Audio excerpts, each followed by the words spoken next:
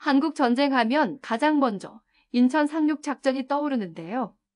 하지만 상륙작전 성공을 위해 사전에 벌어졌던 포격 사건으로 고향 땅을 73년째 밟지 못하고 있는 이들이 있습니다. 송효창 기자가 만나봤습니다. 1950년 9월 10일 인천 상륙작전 5일 전 인천 월미도에 퍼부은 수많은 포탄. 곳곳이 화염에 쌓이며 이곳 주민들은 터전을 잃었습니다.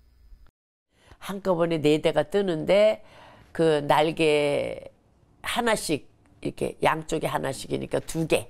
그러니까 4대니까 8개 폭탄을 달아갔죠.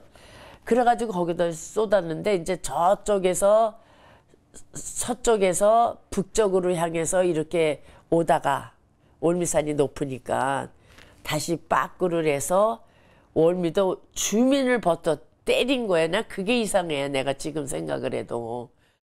당시 미군은 인천 상륙작전의 성패를 가늠할 핵심 지역으로 월미도를 꼽았습니다.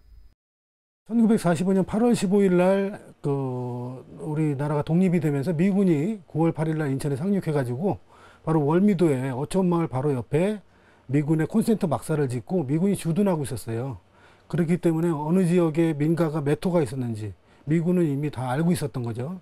그럼에도 불구하고 인천 상륙작전을 감행하기 위해서 월미도에 있는 모든 은폐물, 원폐물을 다 기름덩어리 폭탄으로 불태워버리는 이런 작전을 수행함에 있어서 월미도 원주민들의 생명과 재산 이런 것에 대해서는 미군은 전혀 안중이 없었고 다 모두 우리 그 월미도의 조선 민족을 다 적으로 간주하는 그런 무자비한 학살을 감행했던 것입니다. 이 같은 이유로 원주민들은 민간인 면제 규범에 따른 보호도 받지 못한 채 삶의 터전을 떠나야 했습니다. 한국전쟁이 끝난 이후로도 군사기지로 변한 월미도에 돌아가지 못한 채 다른 지역으로 옮겨가야 했습니다. 73년이 지난 지금 이곳은 어떻게 변해 있을까?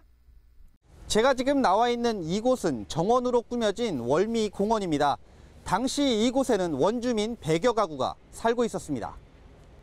하지만 상륙작전 직전 벌어진 포격으로 인해 주민들은 고향을 떠났고 73년이 지난 지금까지 돌아오지 못하고 있습니다.